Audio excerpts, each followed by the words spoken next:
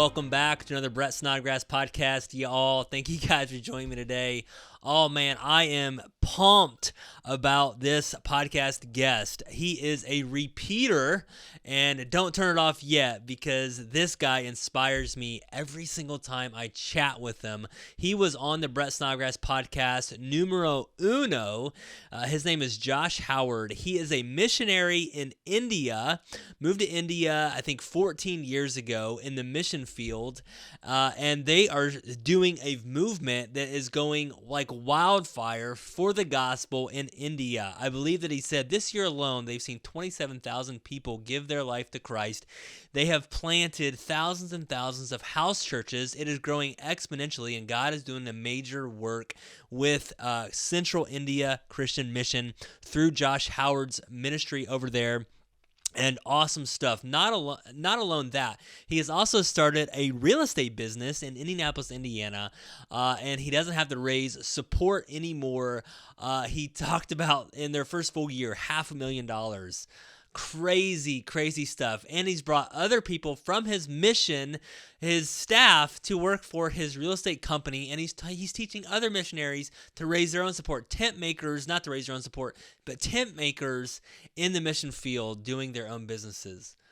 Man, this guy inspires me. So this is Josh Howard. But before I get into Josh Howard and interview him, I want you guys to go over to Iron Deep channel on YouTube. Make sure you hit that subscribe button. Comment in the comment section if you like what we're doing here on the podcast. And I also want you to get over to our brand new website, irondeep.com. Check out our Men's Awakening, guys. It's September the 25th through the 28th. Apply on irondeep.com. Apply for the Men's Awakening. We got just a few spots left. You guys are not going to want to miss that. We are going to dig deep into men's lives. It's going to be a little real, a little raw. It's going to be amazing. So check that out at irondeep.com. Got a new book coming out here in several months from now, talking about this war that driven men struggle with, the secret war that's not all glamorous. And sometimes we got this battle going on inside of us as men. Got that book coming out here soon. Man, I'm just super excited what God's doing. So now, man, I just cannot wait to introduce you guys to Josh Howard. And I'm back with our guest on today's podcast, Mr. Josh Howard, repeat guest. I don't get to say that very often, Josh. So welcome back. Welcome back to the show. I'm sorry you got to hear from me again, bro. No, man, I was just actually looking back. You were on the very first Brett Snodgrass podcast. Obviously, I did a lot of real estate podcasts from before the Simple Wholesaling podcast, but you were on the numero uno Brett Snodgrass podcast when we transitioned to just talking about men, business, entrepreneurs, impacting the world, which you are doing, living in India. So, guys, check that out. The very first Brett Snodgrass podcast with Josh Howard. That was an awesome podcast, by the way. My wife loved it, just sharing about your faith. And the title of it was How to Live a Life Worth Dying For, I believe. It's living a life worth dying for. So thanks, man. Thanks for being back and being a guest. So, dude, it's an honor to be here, bro. Seriously, thank you. I love you to death and really appreciate you, man. Yeah, man. So let's just get us updated with you. God's been working in your life. He's been working out just crazy through India. We heard about what you were doing before with Central India Christian Mission, planting churches, doing this movement, disciple making, plus you started a real estate business. And we want to talk about that too, because I think it's really, really important, guys, because most of the guys are business owners, entrepreneurs, listen to this. And I think it's so important. You're out there impacting the kingdom, but you can start this business as well. So just give us, man, I don't know, whatever you want to talk about. Give us an update over the last 2 years. Yeah, man. So, bro, God has been on the move in crazy ways. I mean, it's getting so crazy that we're at a point where we're basically just trying to stay out of God's way, like he's moving in miraculous, unbelievable ways. And we're just trying to stay out of the way to see him continue to move. And so, yeah, just a brief update on things. We've really been pressing in hard in order to see as many disciples made as possible, as many churches planted as possible. We want to make disciples who make disciples who make disciples, and plant churches that plant churches that plant churches. And we want to see that happen, man, all over South Asia, all over in as many of the most unreached places as possible. Our heart and vision, right, is to see no place left without the gospel. So where are the places, where are the gaps, where are the areas that the love of Jesus is not reached? And how can we see disciples made and multiplied in those areas? And so, man, let me say this. Over the last, we're recording this in mid 22, right? 2022, 2021, man. Okay. We saw, I don't know the exact numbers off the top of my head, but somewhere around, we had about between 5,000 and 6,000 churches started just last year, just in 2021. Like crazy numbers. God's moving in crazy, ridiculous ways, like amazing things. This year, though, man, just in the last 6 months, we've seen over 27,000 people accept Jesus, and we've seen over 4,100 churches started just in the last 6 months. So, and by the way, that's January through June of 2022. And so when you start seeing the exponential growth, man, of disciples who make disciples who make disciples, and churches that plant churches that plant churches, bro, God is able to do unbelievable things. And this isn't, to remind our listeners who may have not heard the first one, this is not like, these are not seminary, Bible college trained people out there that are big name pastors and preachers. These are ordinary, everyday people who have caught a vision to share the gospel with their friends and family, coworkers, other neighbors, all those people. And they've been trained and equipped in simple, reproducible ways, man, in order to start house churches that multiply. And so God loves doing extraordinary things, man, through ordinary people. And that's really what we're about, bro. We want to see that happen in as many places as we can. No, man, I love that. And I just want to give our listening audience, if you didn't listen to the very first podcast with Josh Howard. So, I love when you just talk about just the passion, the vision behind what you're doing, what God's doing, disciples making disciples, multiplying. You're in India right now, so you're watching this and you're probably just getting used to this, not used to it of God working. But you're catching the vision. You're seeing these house churches planted, and over here, it's just a little bit different. So can you kind of just dive into disciples making disciples, this movement, house churches, Eastern, what you guys are doing over there versus what we're doing here in the United States? Yeah, I mean, so really, I mean, at the end of the day, bro, where we've kind of, I guess one of the traps that we've fallen into in the West, okay, is really this whole idea of we've not done, and there's a ton of data around this. We've just not done a great job truly making disciples of Jesus. People who look like him, talk like him, act like him, walk like him, love like him. We've just not done a great job of that. Like our systems that we've created in the West don't do a great job of churning out really great disciples. Now, we get good disciples sometimes, but it's more in spite of what we're doing, not because of what we're doing a lot of times. So we're almost accidentally making disciples, not intentionally making disciples. We want to. We talk about it. It's our goal. You would never hear a pastor in America say, I'm not really into disciple making. Like you'll never hear somebody say that, because it's the final command of Jesus. But the issue is really, we've created such a consumeristic culture that people are there at church or in small groups for what they can get out of it, what they receive. It's not really what they can give or how they can really impact area. And I'm not talking about every Christian in the West. No. There's some great people out there doing great stuff. All right. Yeah. But just traditionally speaking, this is the type of culture we've created. And so in India, really what we're really trying to focus on, we're trying to shift from a knowledge-based discipleship, or like a discipleship that's all about just gaining knowledge, all about me, a consumeristic style of discipleship, gaining knowledge, gaining stuff, gaining whatever, to an obedience-based, action-based discipleship. How are we actually living this stuff out on a daily basis? And so when we're challenging and equipping and encouraging everyday people to not just gain knowledge, but also act out what they're learning and do what Jesus has called us to do, then they are radically changing their cities, their villages, their neighbors, all these people, because they're truly becoming real followers of Jesus, right? Mm-hmm. Like all the time, Brett, we say all the time in the West, like, I'm a follower of Jesus. We say that.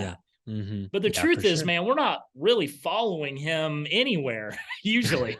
Like, because when you follow what I tell our guys all the time, when you follow the footsteps of Jesus, if you're truly following him, when you follow his footsteps, they are always going to lead to 3 or 4 places. Okay. Always. When you follow the footsteps of Jesus, they're going to lead you to the lost. They're going to lead you to the broken. They're going to lead you to a prayer closet, and they're going to lead you to a cross. Mm. And so when you look at how Jesus walked, lived, talked, and acted, his footsteps consistently lead to lost and broken, hurting people, alone to spend time with his Father to see what he needed to do next, and to a cross that he sacrificed everything for the mission that he was on. Mm. And for us as Christ followers, man, if we're going to be true disciples and followers of him, then man, our footsteps must lead. Okay. If we're going to follow Jesus, they've got to go, man, to the lost, the broken, the hurting, and they've got to lead to personal quiet time alone with the Father. And it's got to have to pick up a cross, man, whenever we get there, in order to sacrifice all of our wants, desires, and needs for the sake of the kingdom. Yeah, man. And that's the type of disciples, man, we're wanting to try to multiply.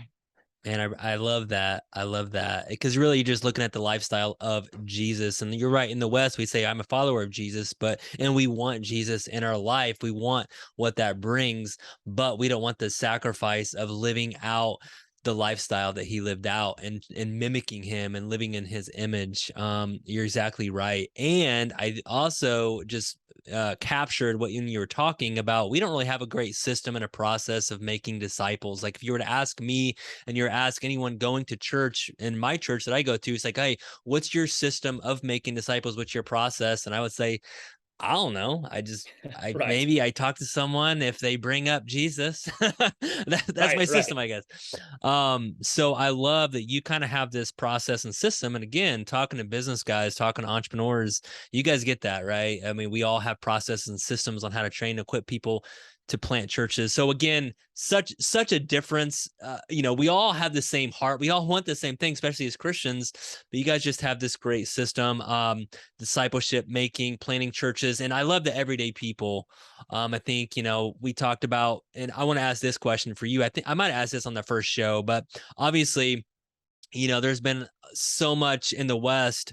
We're talking about big churches, mega churches, celebrity pastors, consumerism, listening, getting some knowledge, going and not really doing much about it. Do you think that way to do church is dead? Well, that's a good question, bro.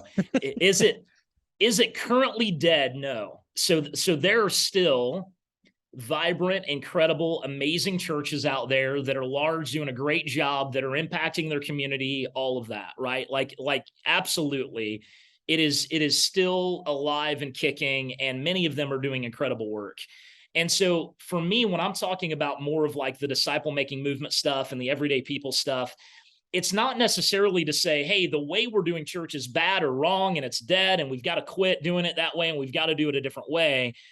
But what I am saying though is that the longer time goes on, right? And the more we lean into that consumeristic lifestyle, it will kill what we're trying to do. Okay. Mm-hmm. So it will internally begin to destroy the system in which we're hoping to create.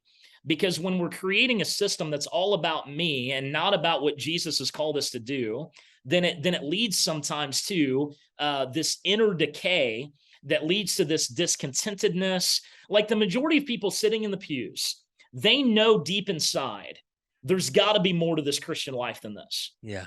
There's got to be more than me attending, giving a few bucks in the offering plate, maybe going to a small group and going home. There's got to be more than that.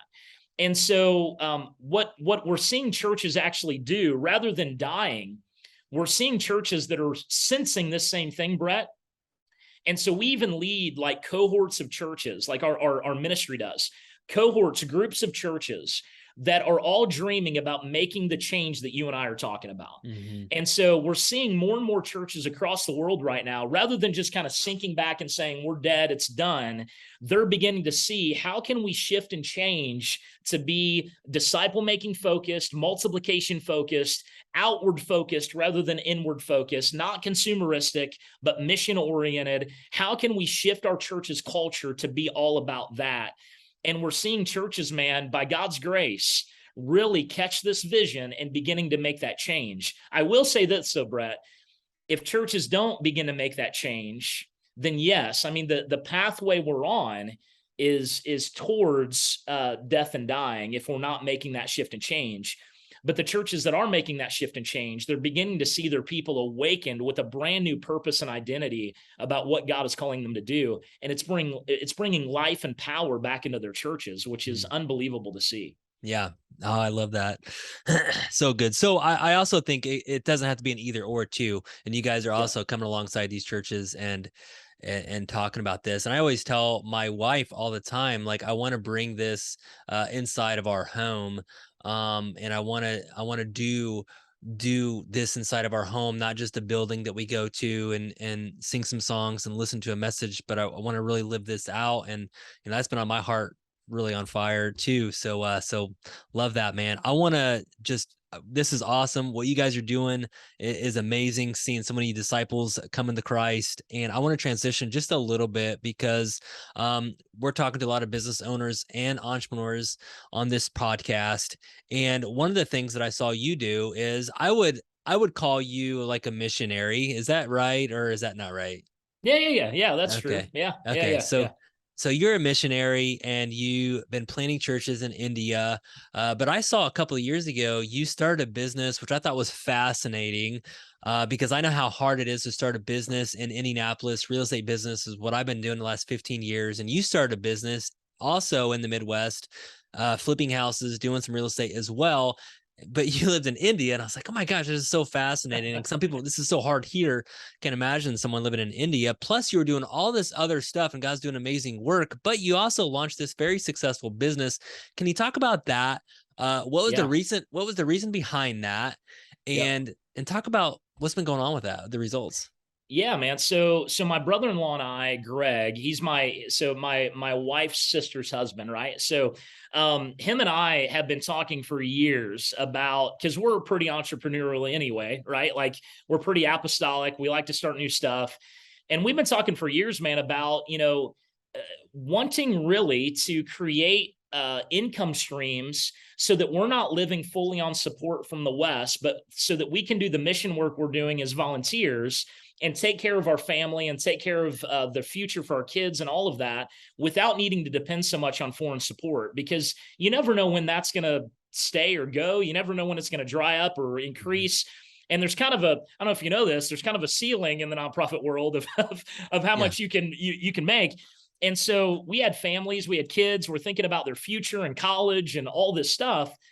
And so we'd been dreaming, man, for a long time. Could we potentially, like the Apostle Paul, do some tent making where we had a business that we were running where we were getting income from? So we had kicked around a few ideas. We'd even dabbled in a few other things. Nothing really stuck. Nothing was good. And then a mutual friend of ours, Chris Galanos, who's also been on this podcast before, Yeah. him and I were talking on the phone one day, and I was sharing with him this kind of vision. What would it look like for us to take care of our families through a business like tent making, but still do our mission work, right? And he was like, bro, have you ever heard of wholesaling real estate? And I had not. I was like, no. And this was right at about a little over 2 years ago. And so, man, I signed up for a course. I started to learn. I tapped my brother-in-law on the shoulder, and I'm like, bro, this is it, man. This is what we've been waiting for. This is what we need to do, right? And so, yeah, we launched almost 2 years ago now. I think it was actually like right at 2 years ago right now. Like, it's almost our 2-year anniversary for the company. And we didn't know what we were doing, really. We were trying, bro. And I still remember, man, about a month after marketing to sellers to try to buy their house, right? Like direct to seller marketing. About a month after we started marketing, bro, we closed our first deal. It was a super small deal. I think it was like $2,400. But bro, when that money hit our bank account, we were like, we can do this, man. Like, this is Yeah. real. Like, we can actually make a living doing this, right? And so, bro, we went gangbusters, man. We increased marketing. We did everything we could. And in the final quarter of that year, of this was 2 years ago, and in the final quarter, we made over $50,000 profit. Which, by the way, was more than my annual salary as a Wow. missionary. And and so we dove in, we did everything that we could. And then that first full year of that business, man, our business brought in over $500,000 profit in our first Wow. year of wholesaling. Wow. And that radically, bro, not only changed our lives, but the staff we brought on, man. Like, we brought on a church planter as one of our acquisitions managers. He planted a church and wanted to do a similar thing. He ended up making like literally made his entire salary that he needed last year by being one of our acquisitions managers. We hired another campus pastor of a church in another part of the country. He started making money. We hired another, another leader of a church to help us out. And currently our COO of our real estate company is also he's also the COO of what we're doing internationally on the ministry side. So, Wow. so anyway, like, it is unbelievable, man, to see what God has done through this. He's providing not only for Greg and I, but now an entire team of people. And it's been unbelievable to see, bro, what God's done from it. And so, yeah, it's changed for real. It's changed our lives. It's Yeah. changed our lives. Yeah. I'd have to lie. I think we chatted pretty quickly after you started your business, and you were telling me these things you're going to do. And I've been wholesaling, flipping houses for years, and I know it's pretty difficult. And honestly, there was some doubt in the back of my mind. I was like, man, I hope this works for you, but I don't Right. know if it will, because I get a lot of calls. A lot of people come to me, and a lot of people don't end up making it. And so it's just super heartwarming just to see you guys being so successful, not only impacting your own selves and your own family. I mean, I had no idea you got other people on your staff working this business and making their salaries. And how has your mind just kind of shifted from that mentality? Because I know you went and did some training on how to raise support, how to be a Yep. missionary, and what that kind of is. And I've talked to other missionaries, and that's kind of what they do. They go to this Yep. course and get trained on how do you raise support.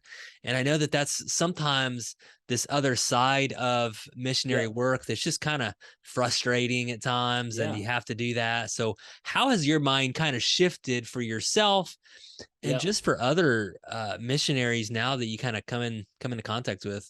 Yeah, bro. So, well, a really cool thing. I don't know if you know we've done this or not. So this is kind of a cool thing. So first, let me tell how my mind shifted, and then about other missionaries. So, um, honestly, it shifted a lot, bro, because the truth is, I have a lot of friends, man, that are missionaries on the field, and they usually get their support from like a ton of different churches all combined, right?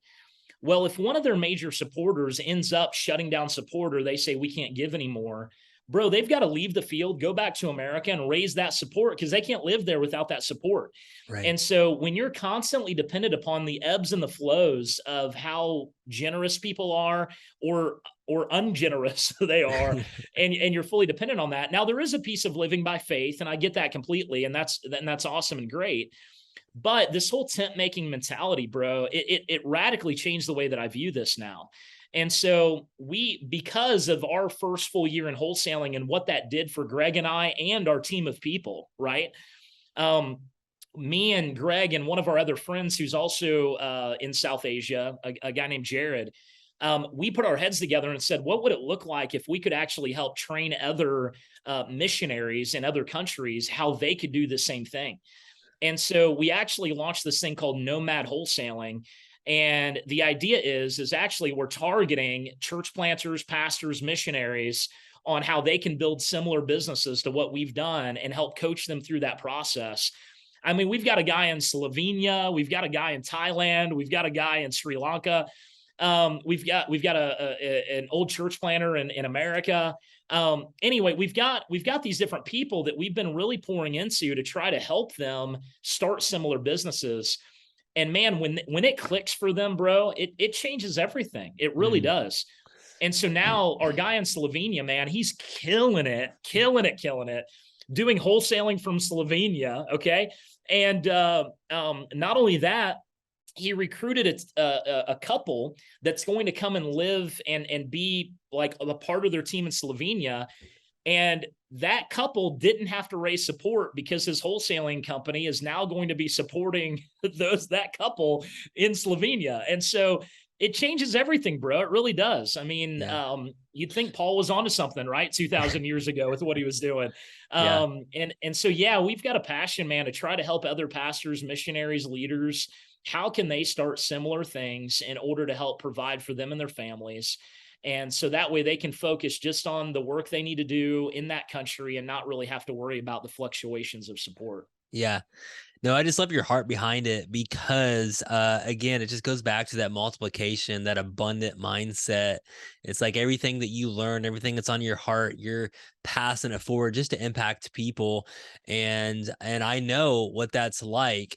So a lot of, again, there's kind of this double-edged sword. You got these marketplace leaders that are making a lot of profit, that make a lot of money, but they want more purpose. They want more impact. Sometimes they're like, man, I just want Yep. more meaning to my life. You got these missionaries on the other side. They got purpose. They got impact. They have a heart, but they don't have a lot of profit. And it's like this Right. frustrating They got to thing. get the green, man. Yeah. Yeah. Yeah. So, no, I love what you guys are doing with that. That's just so exciting to see. So how was business? Because I know sometimes when you start something you're passionate, now you're a couple years in, is it still kind of cranking? You got a good system down. You're bringing this team obviously in now. You're helping them Yeah. out, and what's We, it looking like dude, now? we've got the best acquisitions team we've ever had. And are They are they? killing None of it. them are in the States. Like they're all in. So our acquisitions team, they're all in the States. So our Okay, acquisitions team's gotcha. all stateside. So our church planner in Indianapolis is in Indy, and then we have two other couples that are in the Midwest. They're not in Indianapolis, but they're strong believers, love the Lord, and they're we're helping. You know, they just joined our team last month, and they're killing it, man, doing a great job.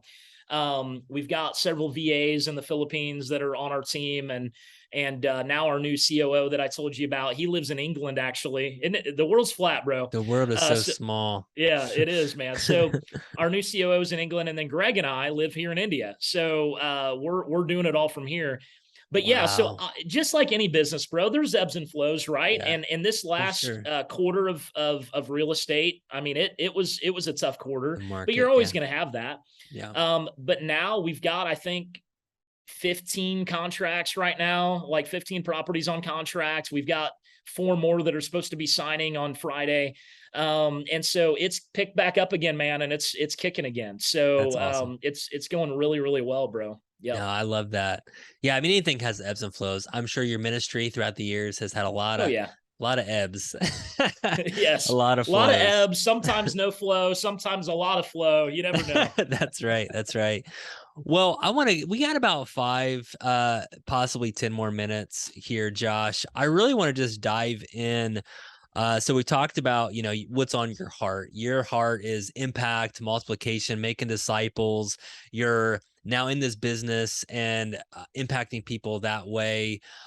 Is there anything that's really just on your heart that's kind of been brewing, that God has been laying on your heart? I know you're always thinking about something. Obviously, it's like midnight where you're at and you're on this podcast. You're always, wheels are turning. You're always thinking about something. And is there anything that's been stirring in your heart, brewing on your heart? I know you're coming over to the Midwest and St. Louis. You're meeting with some people there about kind of what you're doing. So maybe let's just spend this last 5 or 10 minutes just talking about what's kind of been brewing on your heart as you're seeing so much success in India. Yep. And let's just talk about that. Yeah, man. So, I mean, there's quite a few things lately, bro, that's been brewing. One of them, and I don't know that we'll have time to go into all of them, obviously. So, but as you know how it is, bro, entrepreneurs always have 20 things on their mind at once. So, But one of them is more a personal spiritual thing that God's been doing in my heart lately, and the other one's more of the thing that you're talking about, what we're doing in St. Louis and stuff like that. Let me start with that one. If you would have asked me, Brett, where I felt my burden of responsibility for the kingdom, right, for Jesus 14 years ago when I moved to India, I would have said it was probably 99% South Asia and 1% the West. And that 1% was to fund and provide finances for what I was doing in South Asia. Right, right. Over the last 3 to 5 years, man, God's been doing something very different in my heart where that burden of responsibility is beginning to even out some, where I'm feeling this deep longing and calling to take what we're learning in the East and help the West begin to move in that direction. Kind of like what we hinted at earlier. Mm-hmm. Because God is doing something super special globally right now, man. And the way he's moving in India, he longs to move that way all over the world, bro. He longs to move that way everywhere. I mean, I tell people all the time, like, if you have a lost child, right? Your heart breaks whether he's lost in Delhi, India, or New York City. It doesn't matter where the child is. Your heart is broken because he is lost and away from home. And our Father's heart, man, when he's got lost sons and daughters that are dying without him, it is breaking, whether that lost person lives in Mumbai, Beijing, or Chicago, Illinois. It doesn't matter, man. That's a child of God that is lost without him. And God is longing, man, to see movement and multiplication and his spirit spread globally in every nation, every place. He wants to draw every lost son and daughter home. That's our God's heart, man. That's our Father's heart. And so because of that, man, we are wanting to take everything that we're seeing God do in South Asia and help as many churches across the world, no matter where they're at, see that type of movement and multiplication take place. And so right now, I'm a part of this initiative in America called Made to Multiply. And the idea is that God created us, man, to multiply. Like literally Genesis 1 or Genesis, 2 and 3. He literally, when he created man and woman, he's like, be fruitful, multiply, right? Like have a bunch of babies, like go have a bunch of kids. And then basically the Great Commission was repeating that command in a spiritual sense. Go make disciples of all nations. Jesus was saying, go be fruitful and multiply. That's what he was saying. Spiritually, go multiply yourselves. And so the whole idea of the Genesis command was to literally spread the image of God across the earth. We are made in his image, and he wanted that image to be multiplied across the planet. And that's the same thing Jesus wanted, man. He wanted his spirit, his heart, his love to be multiplied across the nations. And that's what this whole Made to Multiply idea is. We're literally wanting to build citywide coalitions across the country of America to see gospel saturation take place. Literally every neighborhood, every nook and cranny, every street, every person, all lost people to see and experience Jesus. And we want the local everyday people to be equipped and trained and raised up so that they can go out and see amazing things take place in their area. And so that's something been deep on my heart, bro, because we know in the West, when somebody gets involved locally, they're also going to be inspired for what God is doing globally. And we want those two worlds to be connected. What God is doing globally, we want it to be able to impact locally where everybody's at. So anyway, bro, that's kind of the heartbeat behind what we're talking about.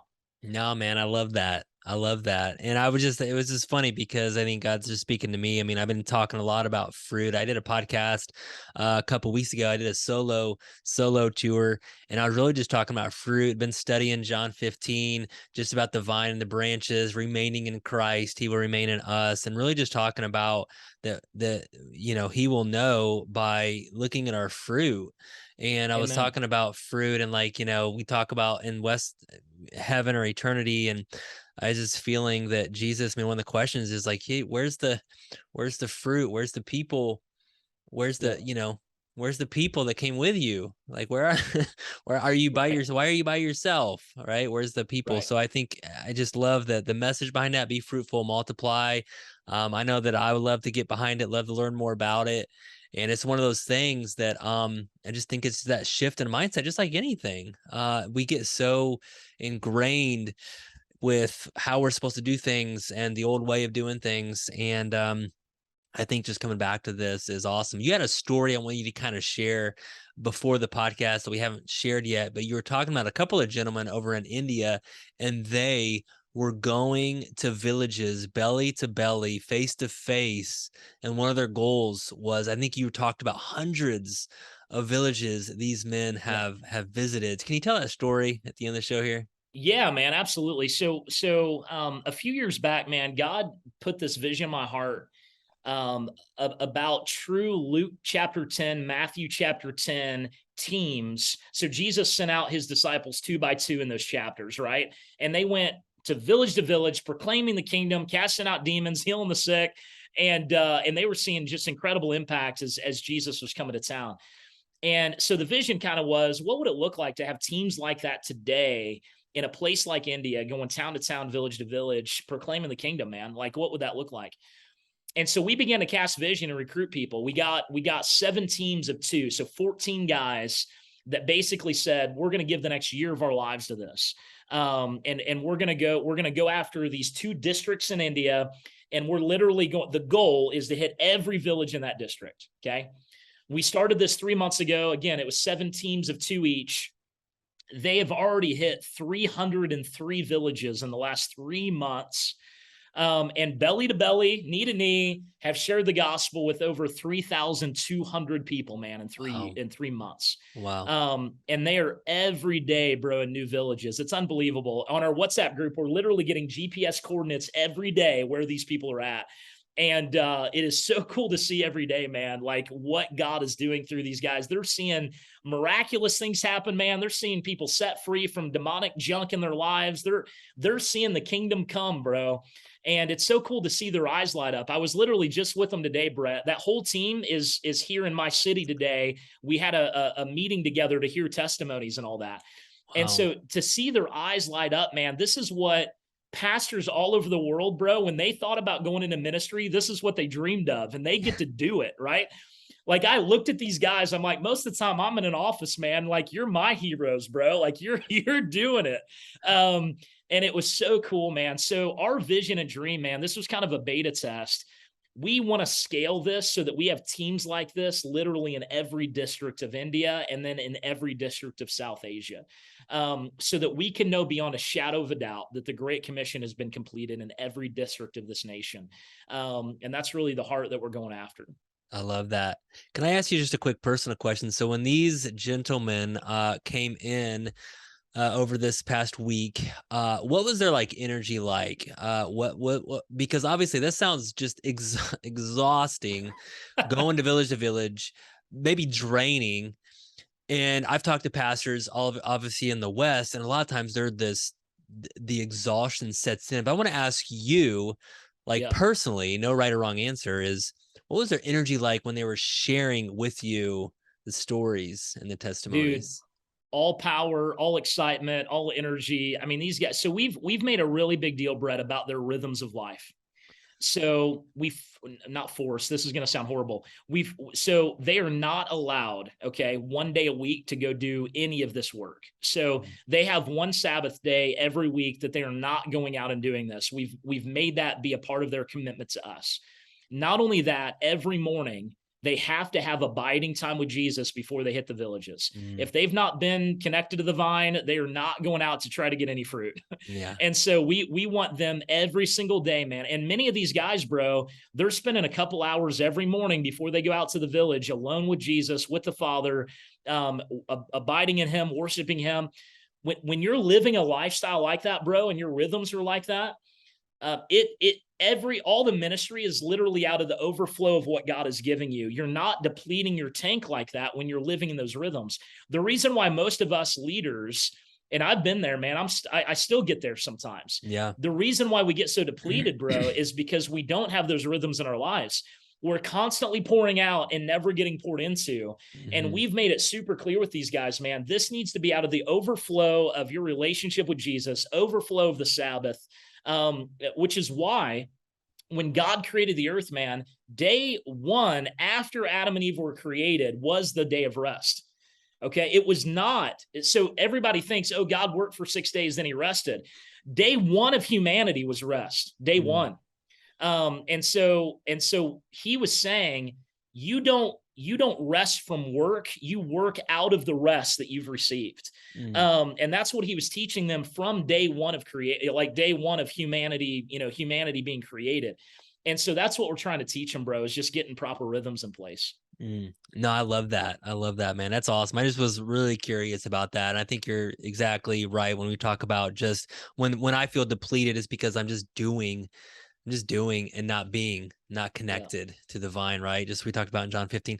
Man, it's just so good. We're pretty much out of time, Josh. I thank you so much, but I want to give you just one last tip, maybe word of advice. Obviously, a lot of business owners, entrepreneurs are listening to this. They're in the marketplace. They're doing a business, and they're just normal individuals doing the business, but very influential types of people, driven types of people.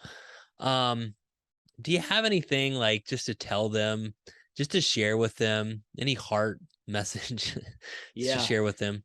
I mean, if I could sit down with every single one of these guys, man, what I would tell them is this: the global kingdom, the mission of Jesus, desperately needs you.